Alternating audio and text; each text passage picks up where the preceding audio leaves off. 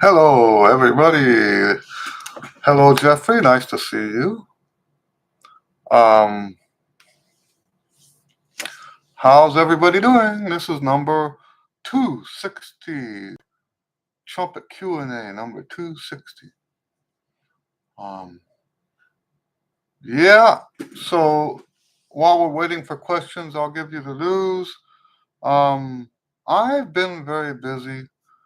I call them clients, people that hire me to write music for them, and so it's crunch time. I've got 2 more pieces to write for him before his rehearsal a week from tomorrow. So that's what I've been busy with lately. Anyway, so if you've got questions, go ahead and ask. I do have some videos on the way, and one of them is about about the audition process. You guys have heard me talk about hello, traditional lamb. He says, "What's up?"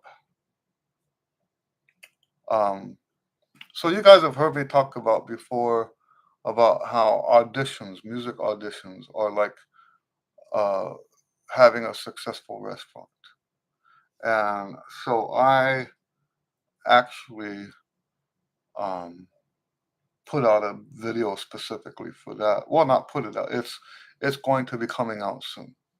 There's another one that I realized I've finished and haven't posted it yet. Um, about the gatekeepers. So we've got some videos coming up. Um, anyway, any questions? Any questions? Ready for your questions.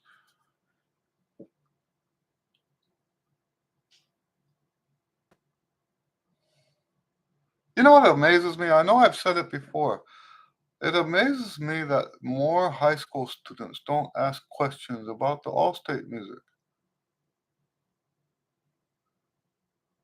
And I think part of that, now I've got some students that aren't like this, but I think part of that is that the generation of students in high school right now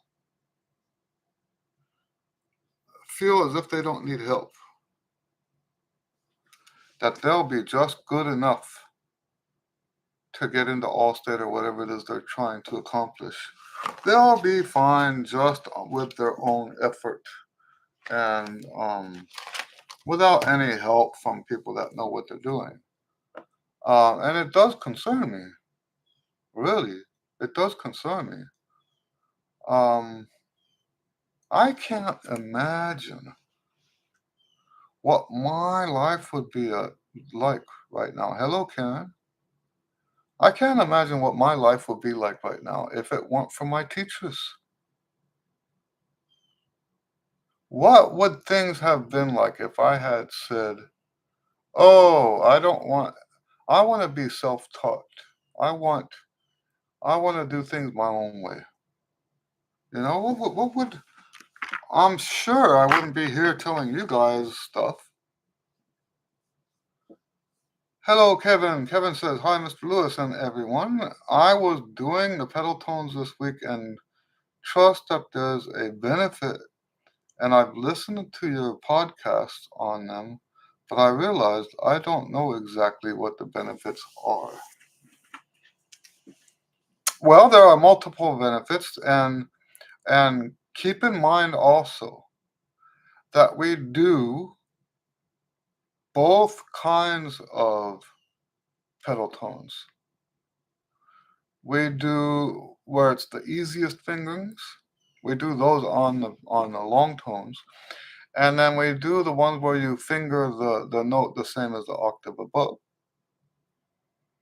Those 2 different pedal tones, in my opinion, have 2 different sets of benefits.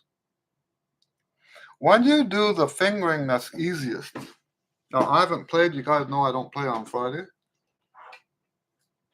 Because of this Q and A, just to be clear about that.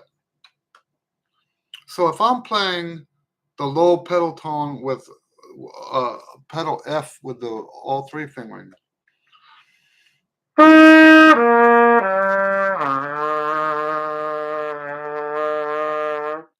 I'm playing it with that fingering, it has more of a massage effect on the lips. It helps get the blood flowing. So one of the benefits now, in the case of the long tones, those long tones have those pedal tones because we just came out of the lip buzz. And lip buzz, as so many people like to say, lip buzz has the potential to make you stiff. It's true. Lip buzz has the potential to make you stiff. So what do? You counteract that stiffness by doing the lip bend at the beginning of the long tones and by ending your long tones on pedal tones that have the all three fingering. So one of the benefits of those specific pedal tones is that they help you counteract. It's not the only benefit, but probably for my routines, probably the most important benefit for those specific long pedal tones with this fingering. I call it easiest fingering because when we get past C, then we go with what makes the, so like when we're going down.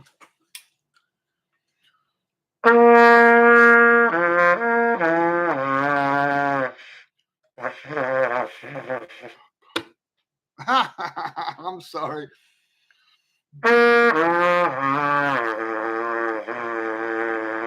Once we get past C, the easier fingering is going to be open.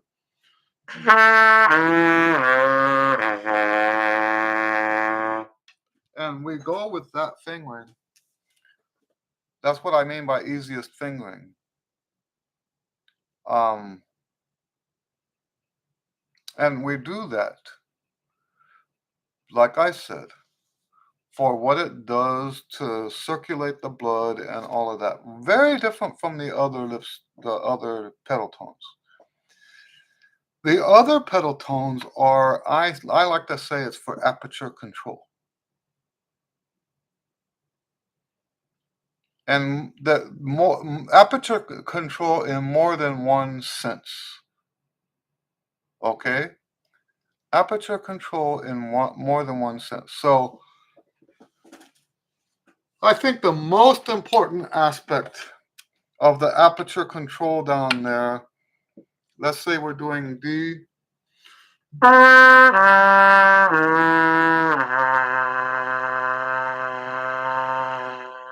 The most important aspect of the aperture control there is not letting the tone waver, because you have to hold this so still. So you're getting benefits from holding something that is not stable as if it is stable. What's more common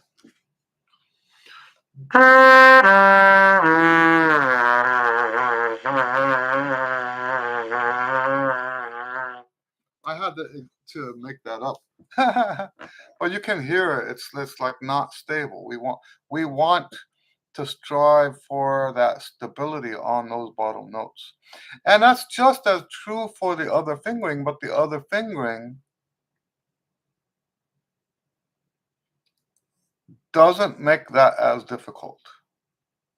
Because when we use the I call them octave fingerings, Well, the other fingerings are I call easiest fingerings.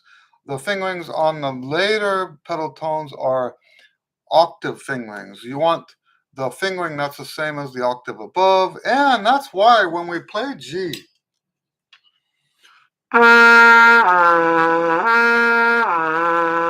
actually play the low G as a pedal tone.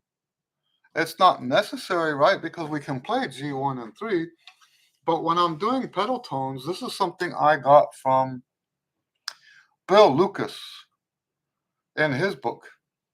Now, his book is not available, and he explained to me why it's not available, and because of that, it won't be available. So I do caution people, don't bug him about it.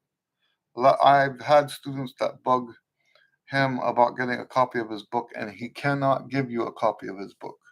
He cannot sell you a copy of his book. It has to do with who owns the book. Um, but yes, I learned so much from Bill Lucas's book.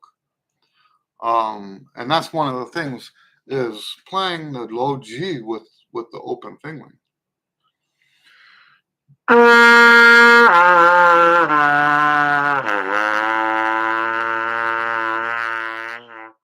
Um, the objective there is to hold it steady.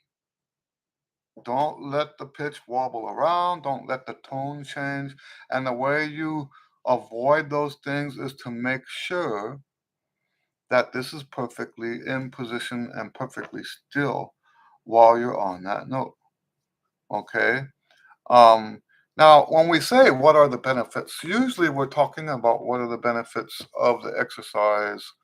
Um, like a clear benefit for the other fingering is that it does massage your lips and mitigates some of that swelling that might happen if you're doing the lip buzz. The benefits to the aperture control. So there's different kinds of aperture control. We just said that. Holding the tone steady is going to give you so much more skill at holding the tone steady on regular notes. But there's also when you are able to do the pedal tones with those octave fingerings, you now have a different kind of aperture control that can actually do two things: help you get a better sound and also help you play high. Believe it or not, the aperture control that you gain from those fingerings is the kind of aperture control that will benefit both of those things. There's more to it than just that, but those are the two main things. I hope that makes sense. Hello, Thomas. Nice to see you. Thomas says, hey, Eddie and everyone. Isn't it always important to not reset your lips when going to the low notes during pedal tones? You know, I've heard both schools on that. Me personally, I don't like to reset at all.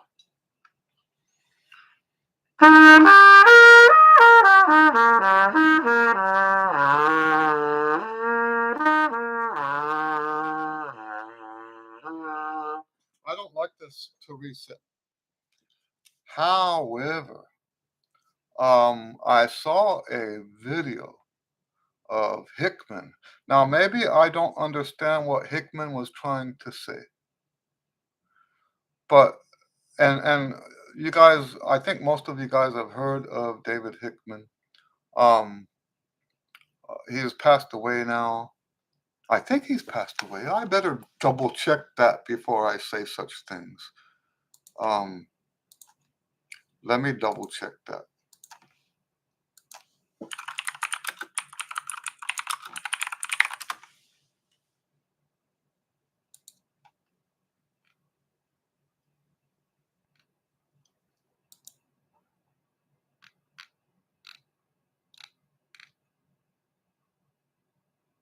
Am I wrong? It looks like on Wikipedia it says is. Usually if it says is, that means he's still alive. What made me think that he had passed away?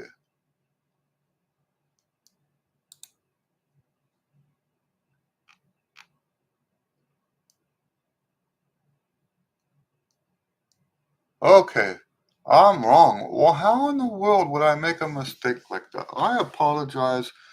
That's, I don't know what, maybe it was his retirement that made me think that. Because he did retire, and it was a big to-do about him retiring and all that. I apologize. I absolutely apologize. This was very irresponsible of me to say that. Um, but yes, my understanding is that he uh, wanted you to do what a lot of people do when they do the pedals and roll this out.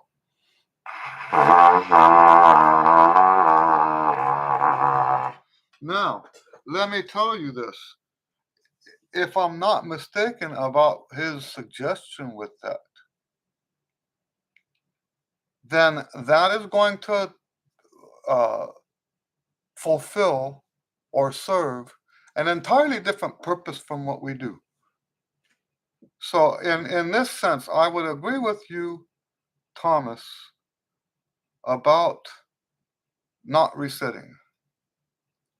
I agree with you. Now, there have been times when I was doing my routines, and for some reason the lips were just not loose enough, and I could not get the the pedal tones down towards C and lower to come out properly, and I did adjust. I would rather, because this is how I am in performances, I would rather break the rules and get the notes on a specific day because of certain circumstances than to say, oh, I guess the pedal tones aren't coming out today. I would rather pop my lips out like that to get those notes and finish the exercise than to just skip because it's not coming out. But you are correct. What I'm striving for is to not reset at all.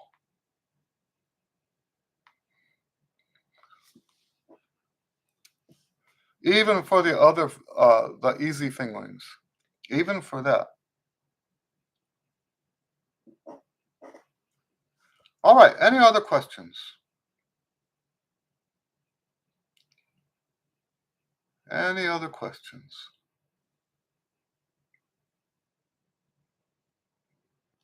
You know, there's been on the YouTube page,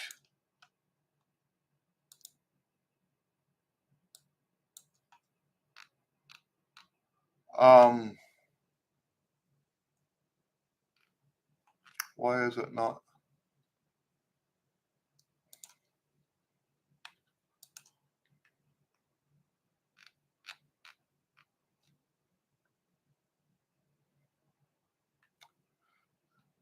So there have been some questions on some of the videos, but I'm not seeing those come up right now.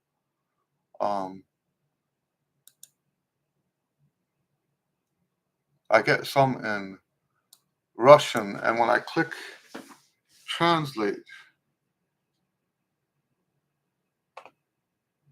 so yeah, uh, the Russian stuff I don't think translates very well.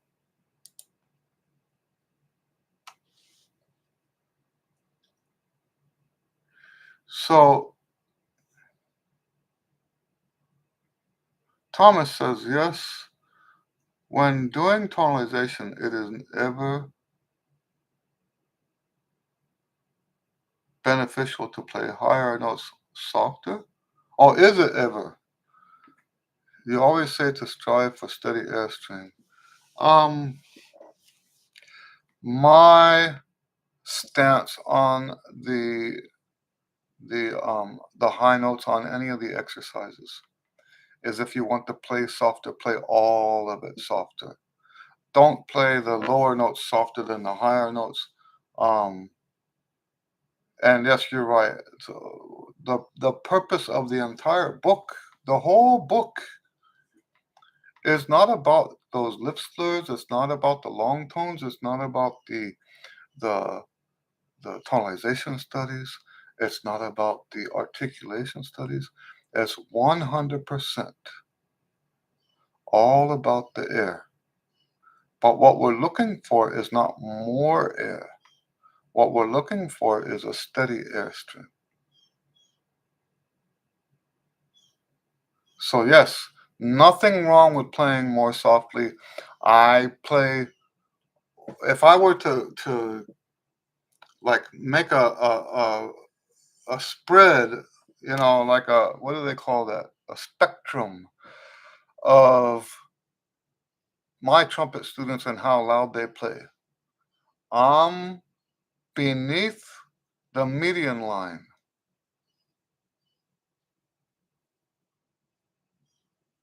Does that make sense? I play um, softer most of the time when I'm practicing. I play softer than at least half of my students when I'm practicing. I think there is benefit to playing softer. Just play all of it softer, not just the high notes.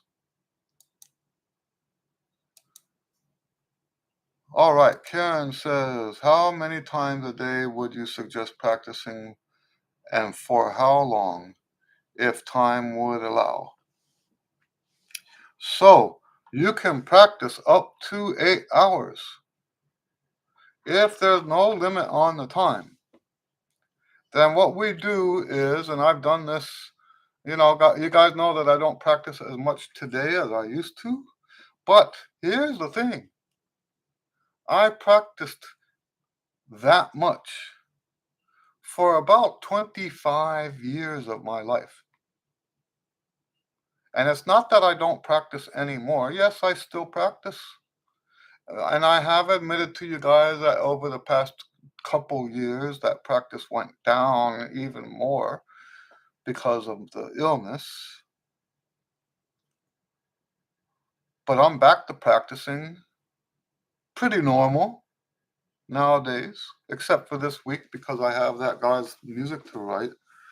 And if I don't, if I practice this week, I probably won't make the deadline. Um, Now, as far as he's concerned, I haven't met the deadline. That deadline has already passed. Um, but the rehearsal is on Saturday. But yes, if I practice, I'll have to practice.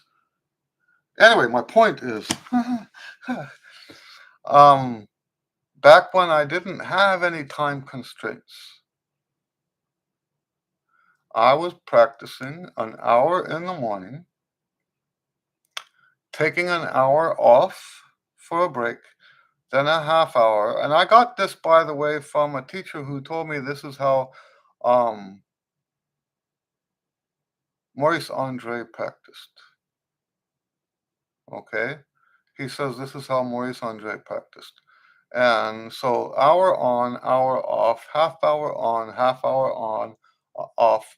And then the rest of the day is 15-minute increments. 15 minutes practicing, 15 minutes resting, 15 minutes practicing, back and forth like that. And I would use back in those days an egg timer.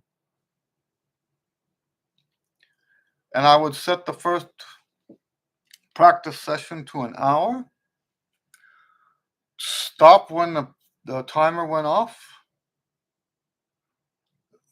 set it for an hour again, and I wasn't allowed to practice until that timer went off again. Then I would set it for 30 minutes and practice for 30 minutes, stopping when the timer went off. Today, you don't really need a timer like that. You can use your phone.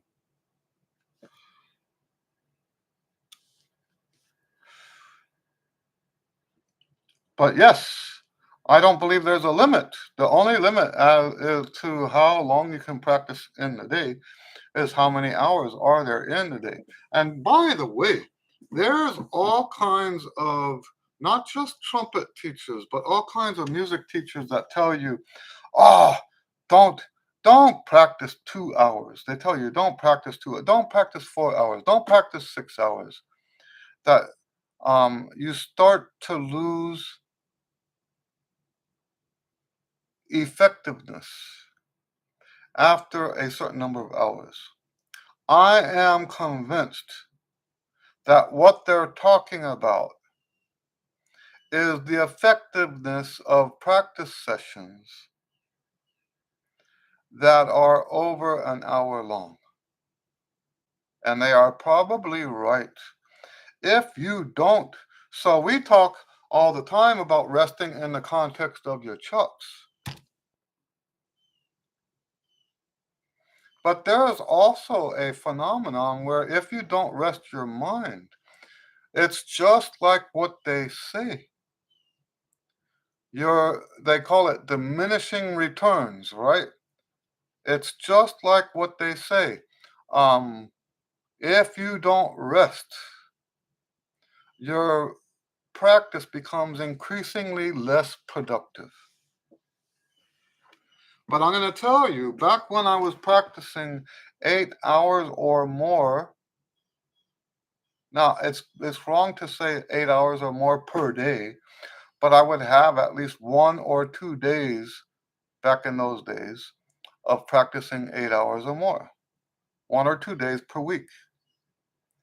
And I can tell you, I never had diminished productivity, diminished effectiveness. Didn't matter how long I was practicing, as long as I took those breaks. And I actually do think that when you use the timer and alternate between practicing and other work, instead of practicing, I remember I was at a master class, and there was a guy he was a guitar player, and he used the egg timers, and very different from what I was doing. But he says he sets the egg timer, he only practices up to the egg timer, and then he goes to get a beer. um, no, I don't do that. I'm not gonna like just watch TV or something during that other half hour, during that other 15 minutes. I'm not going to read a novel. I'm not going to do anything that's entertainment. I'm going to work for that 30 minutes. I'm going to work for that hour. I'm going to work for that 15 minutes. Now, okay, so there was an exception back in the 90s when I was still gaming. I would put the timer on, play my game, stop when the timer went off. Now, I did not do that all day. So I wasn't likely to get more than an hour at the most of gaming in when I was doing this, and I was doing this all the time. This thing with the timer is not just for practicing long, long, long days. I practiced back in those days with a timer always, constantly. I never practiced that I didn't have the timer because I take this resting thing very seriously. The only reason I don't use the timer now is I'm not practicing enough. I I'll follow. That said, let me actually say this though. That said, I have been toying with the idea of going back to it, back to the timer.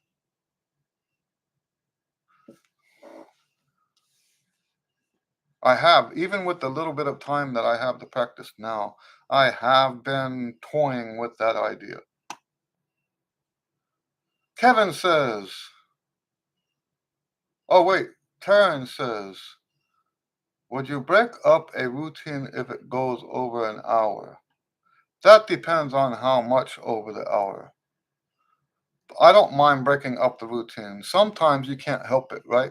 Sometimes some emergency comes up and you have to go take care of business. And then you just come back and finish where you left off. Remember, it's a routine, not a warm up. A warm up, you can't really do that with, but it's a routine. What is a routine? A routine is a set of exercises you do that will improve you over time. You do these exercises because over the long haul, doing those exercises day after day after day after day makes you a better player. That's what a routine is. So there's no problem taking a break and then coming back. Not, in fact, it's if you go past an hour. Now, a lot of my students, I don't think they do this. And and you know what? You do have to take into account your your life situation, right? Some people cannot take time off, or they're not going to have. Some people, the only slot they have to practice is that time that their schedule allows. Fortunately, I'm not there yet. I do have a little bit of wiggle room. A little bit of wiggle room. Okay. Kevin says, when you had your crash and burn, then it wasn't about practice time as much as it was not using a muscular embouchure and maybe using too much pressure. No, the two are synonymous. I think if someone had taught me to rest, the three levels of rest, if someone had taught me what I teach about the three levels of rest, I would have never changed my embouchure because it would have never had been that big of a problem. I'm thankful for the crash and burn. I wouldn't be where I am today without the crash and burn. But I think that the reason I had problems with my embouchure is because I wasn't resting. Keep that in mind. I might have, I don't know. This is the kind of thing I can't know. I might have been in my early trumpet days a muscle. I did that last time too. Muscle. A muscle-based embouchure. I might have had a muscle-based embouchure, and it might have been the stupidity of practicing to fatigue, um, past fatigue, all the time without taking a break that made me have the embouchure problems I had. Now, there's also this other thing, right? It's also possible, because I've seen this in some of my beginner students. It's also possible that they just aren't strong. I just wasn't strong enough,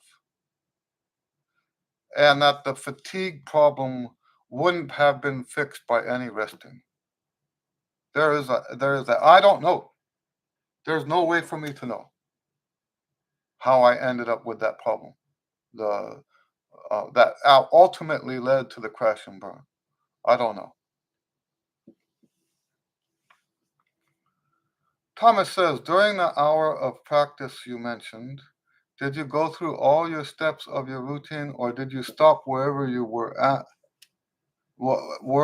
after an hour and then pick back up where you left off for the second hour?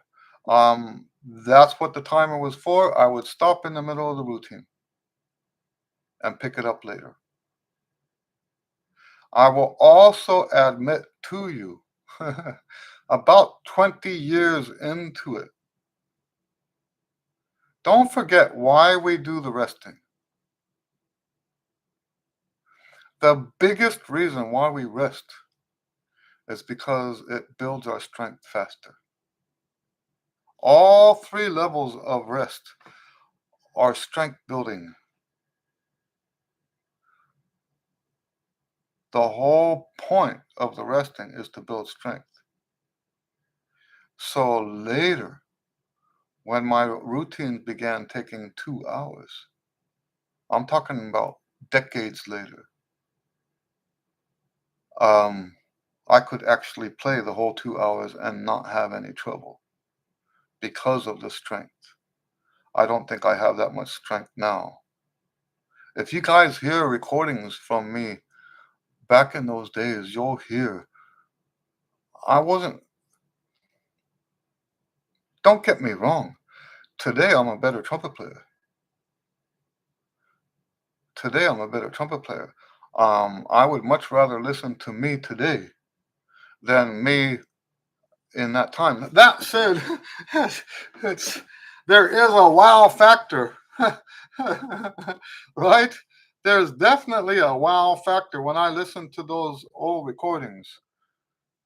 Like, wow, where did that come from? I don't even remember playing like that. The high notes, the fast playing. Um, it was impressive. So I guess what I'm saying is today I'm not nearly as impressive, but I'm a lot better than I was back then. A whole bunch better. And impressive in some other ways.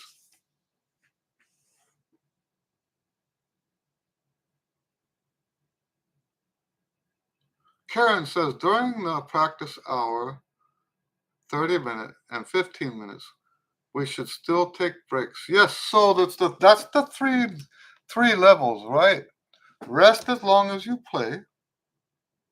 That's the first level. So while you're doing the hour, while you're doing the 30 minutes, while you're doing the 15 minutes, you're still resting if you play something. And we did this in the lessons where I was playing and then you play and then I play. And what made me start doing that with the students is because I wanted them to do the rest as long as they play. But that's kind of weird, isn't it?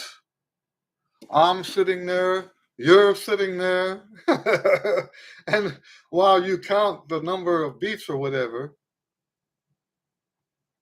okay. So that's why I started the back and forth thing. You play, I play, you play, I play, you play, I play. Now you're getting that first level of rest in the lesson. And it's also good for the students to hear what it's supposed to sound like. Of course, that's good too. But that's not why I was doing it. That's not why I started doing that. I'm still doing I said was. I don't mean was. I still do it in a lot of people's lessons, back and forth, back and forth. The most important reason why I started that was because I wanted the students to rest in the lesson. So that think of your lesson. You have a half hour lesson, a full hour lesson. Um, if you play through the whole lesson with me alternating with you, you're getting the perfect amount of time on your chops. The perfect amount of time. The only thing that'll screw that up is when I talk too much. Okay? And we end up not playing enough. So, which usually it's for a reason, and I don't actually regret when that happens because it's for a reason. When we talk that much, it's stuff that needs to be said. Okay. But yes, so that's the beat level. Then the level we're talking about here, where you practice an hour, rest an hour, practice half hour, rest a half hour. That's what I call the hour/minute level of rest. That's the second level of rest. And then the third level is what we do with rotating our schedule. That's the day level. So yes, during your hour or half hour or 15-minute sessions, you break. Now, let me tell you this. I don't like downtime. That's one of the reasons why I sing and finger. I'm not going to just sit there and twiddle my thumbs while I'm resting. I don't like downtime. And in fact, I have my trumpet ready. If it's something I'm marking, I have my pencil here while I'm playing, right? Like a smoker, right?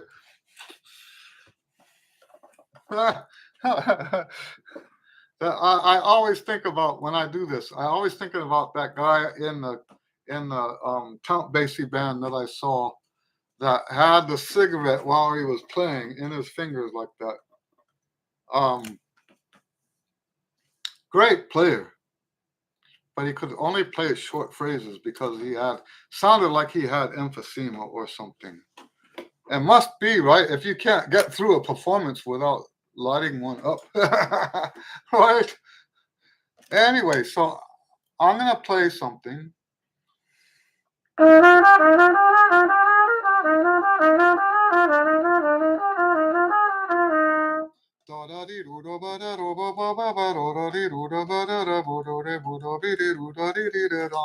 Mark.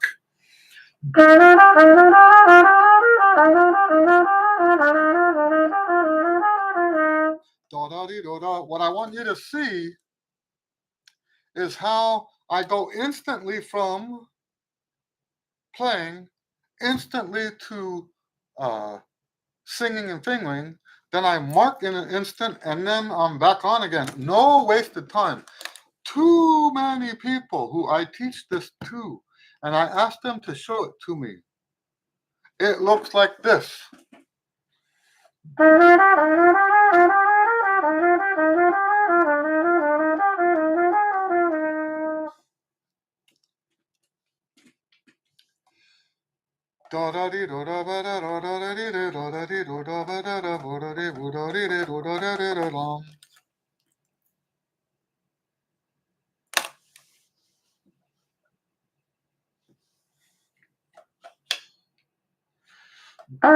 You see what I'm saying?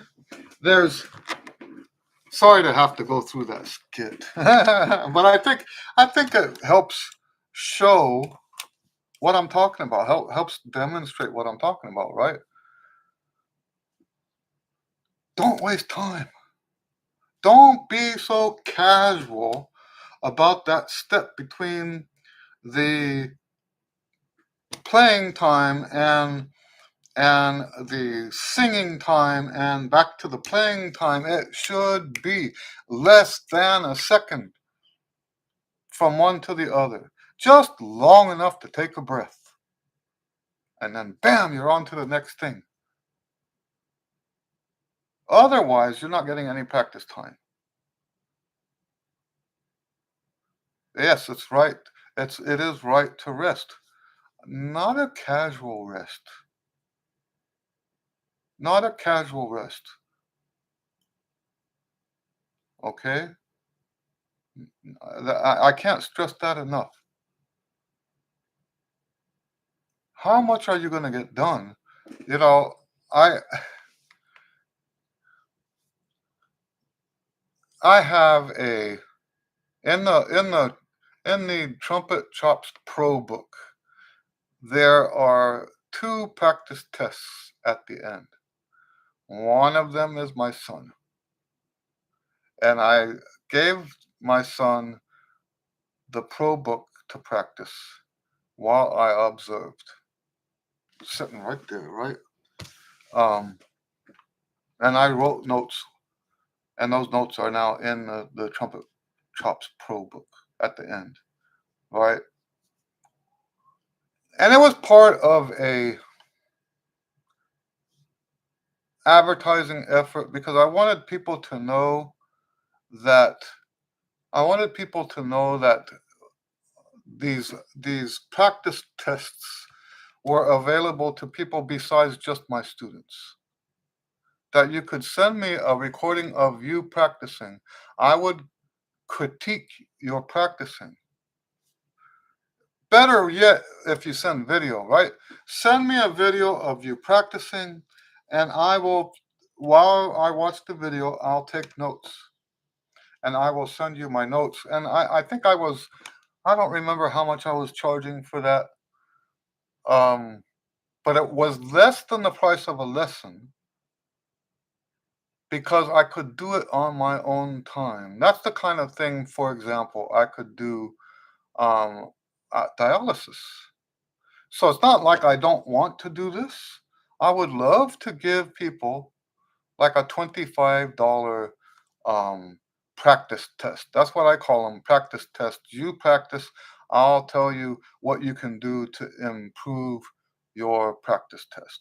I mean, your practice time. Um, but yes, I, my son is one of those casual resters, and he knows to rest, right? And I didn't want to interrupt him because interrupting the practice test, it defeats the point of the test. So he's doing the Trumpet Chops Pro. He does the first exercise, and then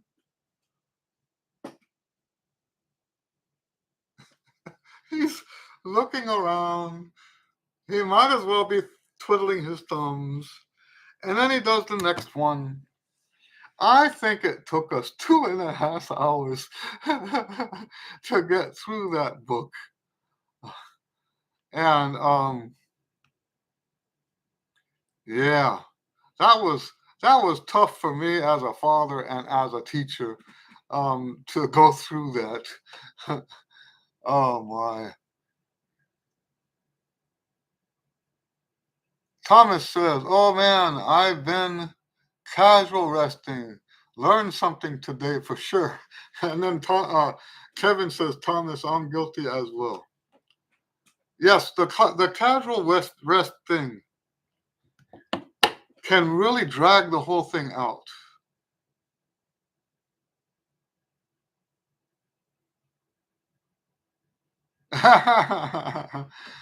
um, Trad Lamb says, "My attention span is cooked as well." Yeah, so really, and this might just be a personality thing, right? I detest wasted time. You know, I tell people often. So we've talked about this before, and I have a video about it. There's skills I won't practice because they're redundant. Now, why is it that I won't do redundant exercises? Is because my exercises are so complete and thorough. If you do, for example, tonalization studies on the Dorian scale, let's say D Dorian, and tonalization studies on the C major scale, it's exactly the same exercises, just starting on a different note. It makes no sense to me to waste that kind of time. For me, and I still feel like this. I've had people talk to me lately as if I'm at the end of my career. Shame on you. Don't talk to me like that. I'm not, I feel like I'm just getting started here. And I have so much I still want to do with the music, right? I'm not anywhere near the end. And I would like, how they say, and I've got lots of stories like this, lots of examples. They say that when you run a race, you don't run to the finish line. You have your eye on a spot behind the finish line, and you run to that spot. Otherwise, you lose you lose important seconds that could cost you the race. So you strive past the goal. That's how I'm living my life. Have been all along. I've had people die. Friends have been dying. My best friend, I couldn't understand why I lost track of my best friend from junior high. What happened to my best friend in junior high? He died his sophomore year. I've had people like that in my life, dying, dying, dying.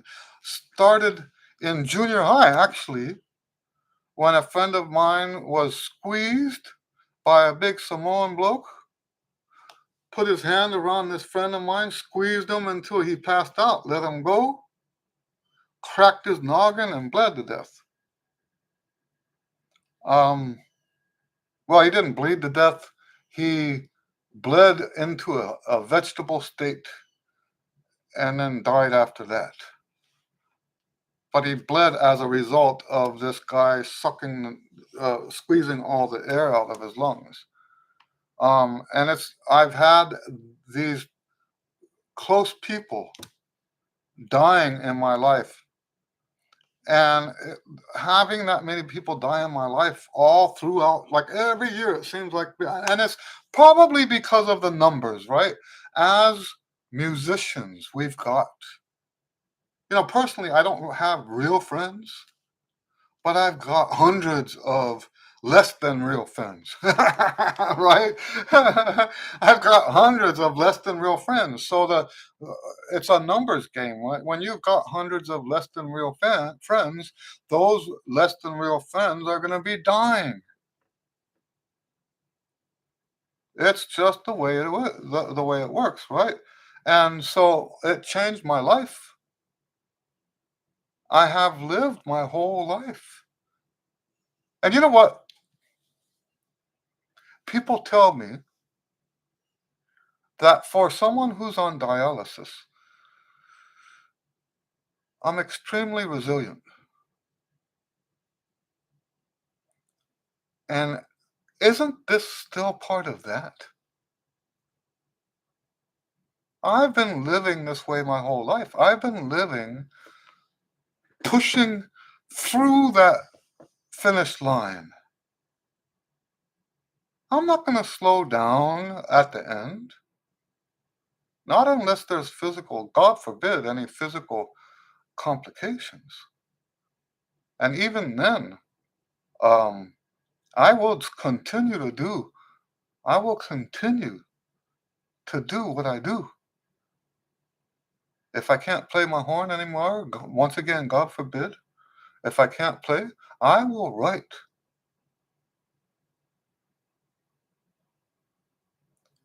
I'm not stopping. And so, with that attitude, I don't like wasted time. So that's what I meant by maybe it's a personality thing. Okay. Um, I want to go instantly from playing, instantly into the singing, instantly back into the playing. Instantly. No wasted time. Um, so yes, I want to be thorough. I don't want to be wasteful. Karen says, I don't twiddle my thumbs. I scroll my phone. uh, um, yeah, Karen says, how awful. Yeah, there have been so many close people. Um, I remember, and I don't want to name names because I don't know, it's way, way past. You know, back before people knew what AIDS was, I had a homosexual friend who died of some mysterious illness. I've never heard anyone say this before, but I'm pretty certain. That's what he died of. And there was another kid in high school that committed suicide, and there was others that were uh, uh, in car wrecks and all of this stuff, right? It changes how you, especially with someone like me, how I actually survived. Well, I know how. They're called guardian angels. And we used to joke about my guardian angels in high school. I wasn't kidding though. What the joke was that everyone else gets one. I have to have two. I think we actually all have more than one, but mine are always very busy. Because the close calls on the road, the close calls hanging off the side of mountains, the close calls. Oh, I've had so many close calls myself. Okay, so yeah. Trad Lamb says his first guardian angel is in therapy. Thomas says, thank you for sharing your skills and life wisdom. Well, you're welcome.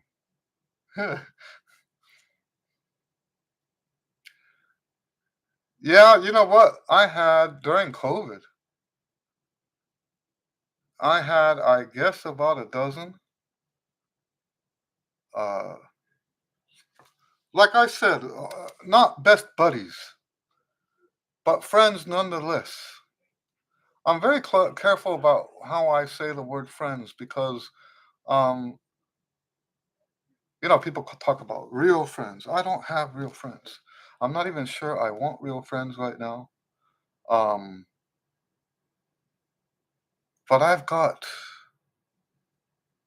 literally hundreds. I'm not exaggerating. I'm not exaggerating. I've got literally hundreds of less than real friends. And when you have hundreds of friends and something like the pandemic hits, you lose a bunch of them. And yeah, and maybe that's part of the reason why I'm a little bit more reclusive now in my old age. Is just how much investment goes into those people, right? And it can hurt. It's I'm not saying it's a burden, but sometimes you can't take that much hurt, you know? Um anyway, Kevin says I've experienced similar, not as many perhaps, but I have noticed that in most cases, sadly there was a life choice that led to their premature death. There is that is always a factor, but there's also accidents and stuff like that, and cancer and stuff like that. There are diseases that aren't the person's fault, you know. So and yes, of course, there are the other, people who die of drug overdoses and stuff like that. Now you can argue that that's also not something of their doing. Um, and that would be a valid argument to a certain degree. Um, we need to have the wisdom to not do that stuff to begin with. And a lot of times, that's the argument doesn't take that into account. The argument makes it sound sometimes like as if drugs just happen to them. And I don't think that's the full story. And yes, I understand sometimes people when they're younger don't have the wisdom to avoid this stuff. Um, but that's the sad part of it, right? Anyway,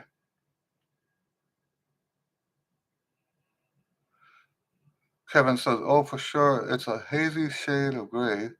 One friend disregarded early symptoms of colon cancer. One was proud to never take a single day off work, no matter what, and had a heart attack." Yeah. So yes, for me, this is what drives me. There's also a story I don't mind sharing because, I don't mind crossing that hypothetical line if there's a musical story attached to it. And when I got my first crystal radio, my dad gave me a crystal radio set. I must have been in first grade or something like that. I put the thing together and I had the earbud in my ear all the time. I loved listening to that little crystal radio. One night I was falling asleep with that crystal radio in my ear and I heard a sermon and I already, first grade, already I'm enjoying sermons. What kind of kid was I? Already first grade, I'm listening to sermons on the radio. And this guy was talking about how Jesus is coming tonight.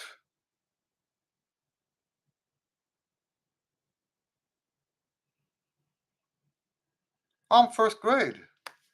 This isn't much, this isn't any, this is about at the most 2 years after I got saved. And I'm hearing this guy who sounds like he's speaking out of authority saying Jesus is coming tonight, the rapture is tonight.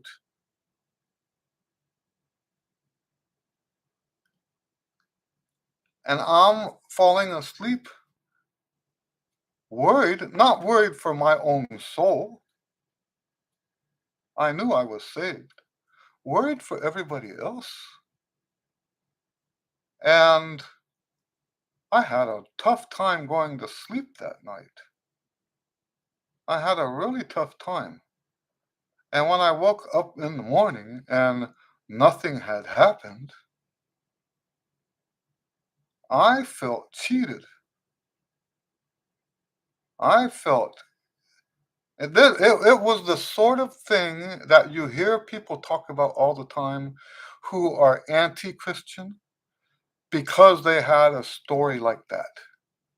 How somebody did something to them.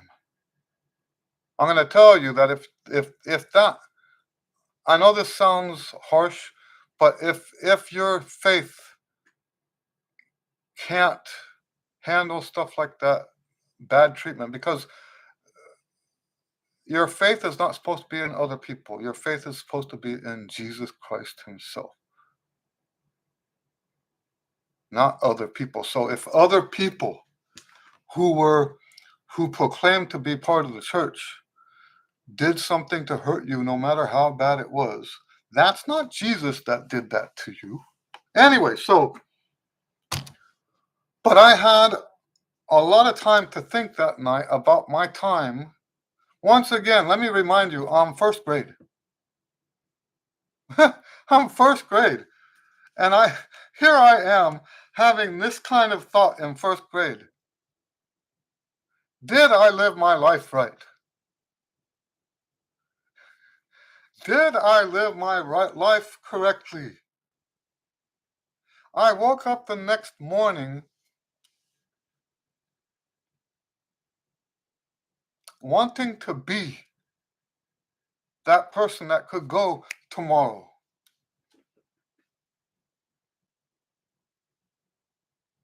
Isn't that kind of a contradiction from what I said earlier? Right? I want all of my time that I invest into the practice time to count because I'm not going anywhere. And yet there's that other side of me that says, you could go tomorrow.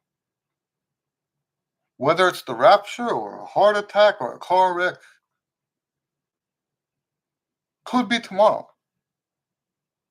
So the musical side of what I'm saying here is I have lived my life musically with that same philosophy.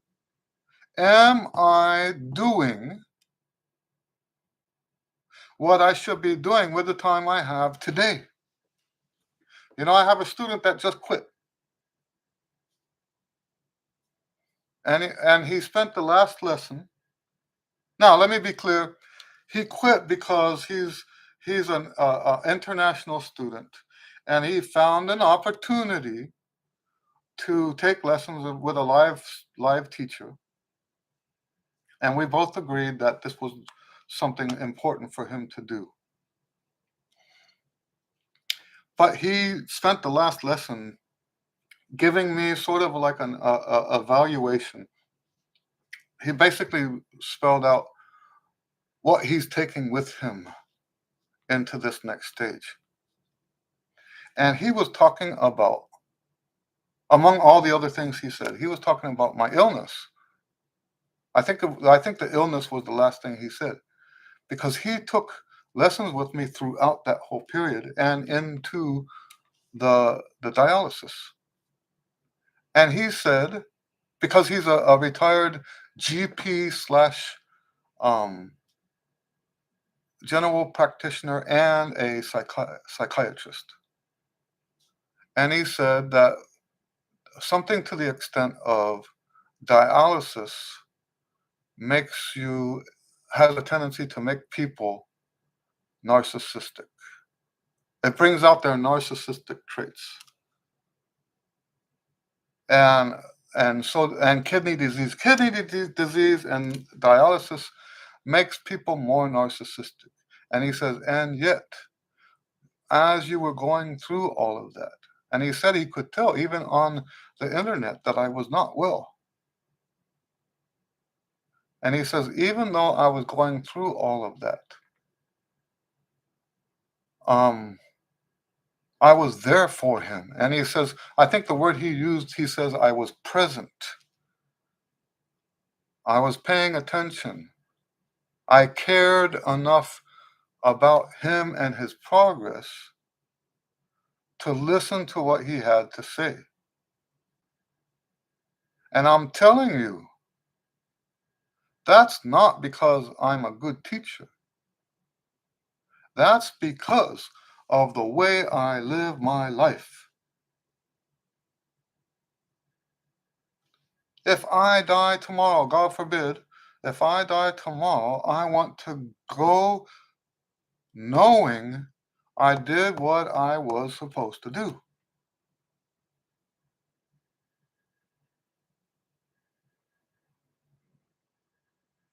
So when we talk about the wasted time, it's connected to my faith. I don't like wasted time because I want to do what needs to be done.